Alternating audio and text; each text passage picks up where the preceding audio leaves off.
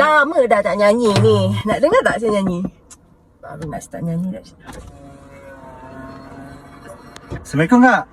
Ya, kesalam. Saya nak jual produk Apple. Nak beli tak? Produk Apple? Tapi yang dah terpakai lah. Ya ke? Nak pakai duit sikit. Tengok dulu. Oh, yang ini. iPhone 8. iPhone 8? Orang sekarang dah 19 dah. Yalah, saya nak pakai duit sikit. Oh, ya ke? Berapa nak jual ni? 120 macam tu boleh? Boleh diskaun, boleh diskaun. 120 ni Tapi boleh iPhone yang dah tak diskaun. pakai lagi ni. Tentang hang. 100 Kak, 100. Tanah lah 100 ni tuan-tuan ni asyik like. Nak video call pun tak boleh. Alah.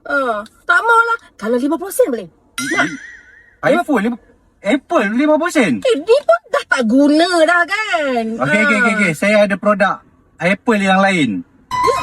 Ada? Okey, ambil dulu. Akak kena bayar 5% dulu lah. Okey. Boleh. Janji Apple lah. Dah produk Apple lah. Boleh.